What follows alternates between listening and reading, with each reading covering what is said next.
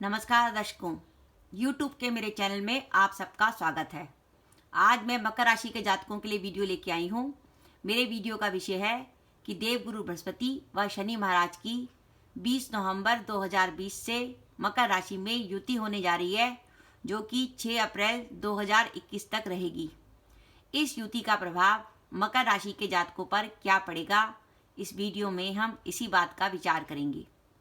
हम जो गुरु व शनि की युति पर विचार कर रहे हैं, ये विचार हम चंद्र राशि से कर रहे हैं। अगर आपकी चंद्र राशि मकर है तो आप ये वीडियो देख सकते हैं। जैसे देखिए, आपके सम्मुख ये मकर राशि की कुंडली है कि जहाँ चंद्रमा लिखा है वहाँ पर 10 नंबर का अंक लिखा हुआ है। इसी प्रकार अगर आपकी जन्म कुंडली में भी जहाँ चंद्रमा लिखा है, अगर वहाँ 10 नंबर का अंक लिखा है, तो इसका अर्थ ये है कि आपकी मकर राशि है और आप ये वीडियो देख सकते हैं। मकर राशि में ये जो देवगुरु बृहस्पति व शनि महाराज की युति होने जा रही है, इस युति से पहले हम देखें कि 24 जनवरी 2020 से स्थिति क्या थी।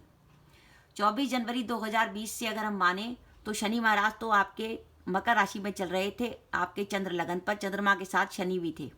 इसका अर्थ ये है कि अगर लगन पर शनि चलते हैं चंद्रमा के ऊपर, तो उसका अर्थ ये होता है कि आप 7.5 से गुजर रहे हैं। और ये 7.5 आपकी शुरू हुई थी अक्टूबर 2017 से। अक्टूबर 2017 से जब शनि महाराज ने धनु राशि में प्रवेश किया था, तो मकर राशि की 7.5 शुरू हो गई थी। और 24 जनवरी 2020 को 7.5 का दूसरा चरण शुरू हो गया। और 17 जनवरी 2023 को तीसरा चरण शुरू होगा। और मार्च 2025 में आपकी 7.5 खत्म होगी, जब शनि महाराज मीन राशि में प्रवेश करेंगे। तो ये तो है कि मकर राशि के जातकों पर शनि की 7.5 चल रही है। अब हम बात करें देवगुरु बृहस्पति की, तो 5 नवंबर 2019 को देवगुरु बृहस्पति ने जो है धनु राशि में प्रवेश किया और वो आपके द्वादश भाव में आ गए। उसके बाद 29 मार्च से लेकर 29 जून के बीच में देवगुरु बृहस्पति मकर राशि में रहे शनि महाराज के संग। लेकिन उस समय देश में कोरोना चल रहा था और देश में लॉकडाउन की स्थिति थी, देश में सब कामकाज बिल्कुल बंद था, तो उस युति का आपको प्रभाव नहीं पता लगा, क्योंकि आप ऑलरेडी उस समय घर पर रह रहे थे। लेकिन अब पुनः देवगुरु बृहस्पति, जो इस समय हम वर्तमान में ये वीडियो बना रहे हैं, देवगुरु बृहस्पति द्वादश भाव में चल रहे हैं, धनु राशि में, और अब वो 20 नवंबर को पुनः मकर राशि में प्रवेश करेंगे, 20 नवंबर 2020 को। और वहाँ पर शनि व गुरु की युति रहेगी 6 अप्रैल 2021 तक। इस युति का प्रभाव आपको क्या मिलेगा? सबसे पहले हम विचार करें कि मैंने आपको बताया कि शनि महाराज तो 7.5 में चल रहे हैं, शनि महाराज की 7.5 चल रही है। अब देवगुरु बृहस्पति जो आपके 12वें घर में चल रहे थे, 12वें घर का जो गुरु होता है उसकी डायरेक्ट कनेक्टिविटी आपके अष्टम भाव से होती है। 1 2 3 4 5 6 7 8 9, यानी 7वीं दृष्टि तो छठे भाव पर होती है और 8वीं दृष्टि अष्टम भाव पर होती है। छठा भाव होता है ऋण रोग शत्रु, यानी आपको कर्जे आ जाएंगे, बीमारी आ जाएगी, शत्रु परेशान करेंगे, और उससे गुरु की कनेक्टिविटी है, इसके कारण ये परेशानियां बढ़ेंगी। और अष्टम भाव होता है अचानक जीवन में बाधाएं आ जाना, कठिनाई हो जाना, कोई दुर्घटना हो जाना, अचानक धन हानि हो जाना। यानी गुरु या 12वें घर में बैठ के, और फिर ये 12वां घर होता है खर्चों का, यानी गुरु 12वें घर में बैठ के एक तो खर्चे करा रहे थे, दूसरा छठे घर को दृष्टि देके के आपके ऋण रोग शत्रु बढ़ा रहे थे, और 8वें घर में दृष्टि देकर आपके बाधाएं बढ़ा रहे थे। तो हर तरीके से गुरु का 12वें घर में बैठना और गुरु की छठे और 8वें भाव में दृष्टि, तीनों ही गलत थी। तो ये सब नेगेटिविटी आप 5 नवंबर 2019 से आपको आ रही थी। लेकिन अब क्या होगा कि 20 नवंबर 2020 को देवगुरु बृहस्पति आपके शनि महाराज के संग मकर राशि में चले जाएंगे। अब ये शनि महाराज के संग मकर राशि में चले जाएंगे तो उसमें क्या हुआ कि नीच भंग राजयोग बन गया। कैसे? अगर कोई ग्रह चंद्रमा से, अब चंद्रमा से केंद्र में ही है शनि महाराज, क्योंकि जहाँ चंद्रमा बैठा है वहीं शनि महाराज बैठे हैं।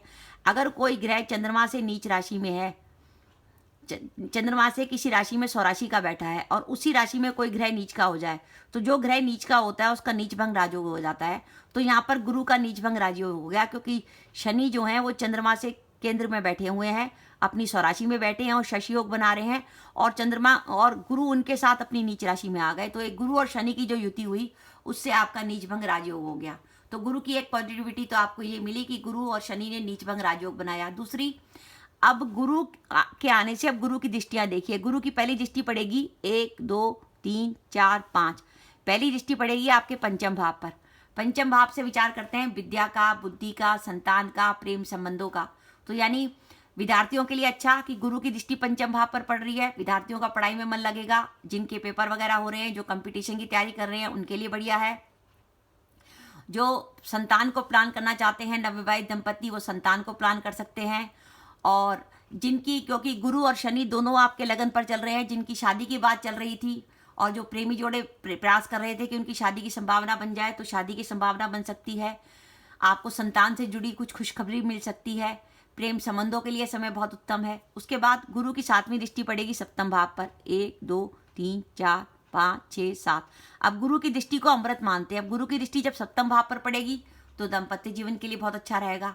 साथ ही क्योंकि गुरु और शनि उस आपके लगन पर है, तो आपके विवाह की बात चल सकती है, कोई दोनों सप्तम भाव को देखेंगे।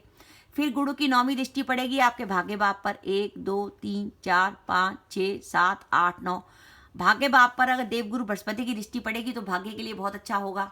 आपके काम अच्छी तरीके से होने लगेंगे। पहले जो कामों में बाधा आ रही थी, क्योंकि आपका भाग्य भाव देवगुरु बृहस्पति की दृष्टि से वंचित था, तो वो आपके काम होने लगेंगे। तो इसलिए मैंने लिखा है कि 5 नवंबर 2019 से गुरु जो आपके द्वादश भाव में चल रहे थे, जिसके कारण मानसिक परेशानी हो रही थी, आपके खर्चे बढ़ रहे थे, मान सम्मान में कमी आ रही थी, शत्रु परेशान कर रहे थे, काम में बाधा आ रही थी, इन सब बातों से आपको छुटकारा मिलेगा जब देव गुरु बृहस्पति आपके लगन पर आ जाएंगे। लगन पर आकर वो आपके पंचम भाव को दृष्टि देंगे, जिससे विद्या, बुद्धि, संतान, प्रेम संबंधों के लिए, विद्यार्थी वर्ग के लिए, प्रेमी जोड़ों के लिए सबके अच्छा रहेगा। सप्तम भाव पर दृष्टि दाम्पत्य जीवन के लिए अच्छा, और भाग्य भाव पर दृष्टि आपके भाग्य में वृद्धि होगी। इस प्रकार आपको देवगुरु की शुभ दृष्टि मिलने से आपको स्थिति में सुधार होगा।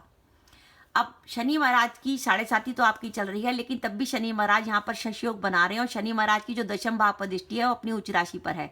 1 2 3 4 5 6 7 8 9 10।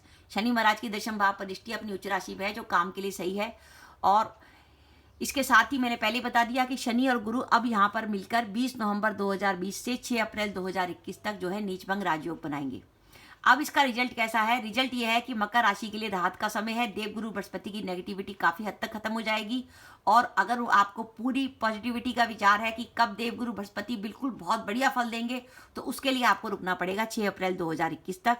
जैसी ये युति खत्म होगी 6 अप्रैल 2021 को देवगुरु बृहस्पति आपकी कुंभ राशि में प्रवेश करके आपके दूसरे भाव में आ जाएंगे, और वो आपको हर तरीके से और भी बहुत बढ़िया फल देंगे। तो धीरे धीरे मकर राशि के लिए राहत का समय शुरू हो रहा है। और इसमें ध्यान रखने की बात ये है कि आप ये वीडियो देख रहे हैं तो साथ ही अपनी जन्म कुंडली पर भी ध्यान दीजिए कि अगर आपकी जन्म कुंडली में जहाँ मकर राशि है, वहां पर आपके जन्म के समय अगर शनि था, जन्म के समय शनि था, तो इसका मतलब यह है कि आपकी एज या तो 30 के आसपास है या आप 60 के आसपास जा रहे हैं, तभी जन्म के आसपास शनि हो सकता है। जन्म के आसपास शनि था, या आपकी कुंडली में जन्म के समय गुरु था, या बुध था, या शुक्र था, उस पर अगर ये शनि और गुरु की युति बन रही है, तो ये युति आपको और बढ़िया फल देगी। क्योंकि जब ये जन्म के ग्रह हैं जो होते हैं शनि, गुरु, बुध, शुक्र, उन पर जब गोचर के शनि और गुरु चलते हैं तो वो और भी बढ़िया रिजल्ट देते हैं, आपको रिजल्ट और बढ़िया मिलेगा। और सोने पर सुहागा, अगर आपकी इस समय दशा बहुत अच्छी चल रही होगी, बाई चांस आपकी दशमेश शुक्र की दशा चल रही होगी, पंचमेश शुक्र की चल रही होगी, लाभेश मंगल की चल रही होगी, या लग्नेश शनि की दशा चल रही होगी, तो भाग्येश बुध की दशा चल रही होगी, तो इस गोचर का आपको और अधिक लाभ मिलेगा। लेकिन अगर आपकी दशा कुछ नेगेटिव हुई, किसी ऐसे ग्रह की दशा हुई जो 6, 8वें या 12वें भाव में बैठा है, शत्रु क्षेत्री है, जिसका षटबल कमजोर है, पाप पीड़ित है, अष्टगर में भी पोजीशन काफ़ी डाउन है, गोचर में भी नेगेटिव है, तो ऐसी स्थिति में तो आपको इस युति का प्रभाव थोड़ा सा कम मिलेगा। तो युति का प्रभाव आपको कैसा मिलेगा, ये निर्भर करता है कि आपकी दशा क्या चल रही है, क्योंकि खाली हम गोचर से फलित नहीं करते, जो दशा चल रही होती है उसके साथ जब गोचर मिलता है और कुंडली में जो ग्रहों की स्थिति होती है उसके आधार पर जो है आपको टोटल रिजल्ट आपके सामने आता है। अब मैं आपसे कहूंगी कि आप शनि की 7.5 का जरूर उपाय करिए, जिससे आपको इस युति का भी नीचभंग राजयोग जो बन रहा है उसका आपको फायदा हो। शनि की 7.5 के लिए पहला तो यह है कि हर शनिवार को आप छायादान करें, शनि मंदिर जाएं, वहाँ पे एक कटोरी, स्टील की कटोरी में तेल लें, उसमें 1 रुपये का सिक्का डालें, उसमें अपनी छाया देखें, उसे शनि महाराज की मूर्ति पर चढ़ा दें। और रोज़ हो सके तो अपने घर में सुबह उठ के जो आप खाना खाने से पहले 2 रोटी काली गाय को दें, उससे भी शनि महाराज प्रसन्न रहेंगे। और साथ ही अगर आपको इस अवधि में कोई विशेष कार्य करना है, कहीं जॉब चेंज करनी है, किसी व्यापार में कोई नया इन्वेस्टमेंट करनी है, कोई नए काम की शुरुआत करनी है, और आप चाहते हैं कि शनि महाराज का भी आपको आशीर्वाद मिले, तो उसके लिए क्या करें कि आप 7 शनिवार को हनुमान जी को चोला चढ़ा दें। हनुमान जी को चोला चढ़ाने की विधि ये है कि आप चमेली का तेल ले जाएं, सिंदूर ले जाएं, चांदी के वर्क ले जाएं, 5 मोतीचूर के लड्डू ले जाएं, एक देसी पान का बीड़ा जिसमें 5 लौंग लगी हो, वहाँ जाके पुजारी को दें, पुंजारी सिंदूर और चमेली के तेल को मिलाकर हनुमान जी को चूल्हा चढ़ा देगा। सिंदूर को जब लगाते हैं हनुमान जी के शरीर पर तो उसको चूल्हा चढ़ाना कहते हैं। उसके ऊपर चांदी का वर्क लग जाएगा। फिर शनि महाराज की शरीर से आप लेकर उनके मूर्ति से सिंदूर लेके अपने माथे पर लगवा लीजिएगा। आपको जो है हनुमान जी का आशीर्वाद मिल जाएगा। हनुमान जी का जो सिंदूर है वह आपके माथे पे लग जाएगा। बहुत बढ़िया। इसको 7 शनिवार कर लीजिए, क्योंकि कहते हैं अगर शनि महाराज को प्रसन्न करना है तो हनुमान जी की सेवा करिए। आप हनुमान जी की पूजा करेंगे तो शनि महाराज प्रसन्न होंगे। तो इस तरीके से आप शनि की 7.5 का जरूर उपाय करिए। मकर राशि के जातक जो कि काफ़ी लंबे समय से स्ट्रगल कर रहे हैं, एक तो 7.5 चल रही है और 7.5 चलने के साथ साथ देवगुरु बृहस्पति भी उनकी कुंडली में नेगेटिव चल रहे थे 5 नवंबर 2019 से। अब उनके लिए पॉजिटिविटी आई कि शनि की 7.5 के बीच में गुरु जो है उनके लिए थोड़े से पॉजिटिव हुए और गुरु अब शनि के साथ मिलकर नीच भंग राजयोग बना रहे हैं, जो आपके लिए कामों में थोड़ी सी आपको राहत दिलाएगा। तो दर्शकों, आपको मेरा वीडियो कैसा लगा प्लीज़ कमेंट बॉक्स में कमेंट करके बताइएगा। आपके कमेंट्स का मुझे इंतजार रहता है।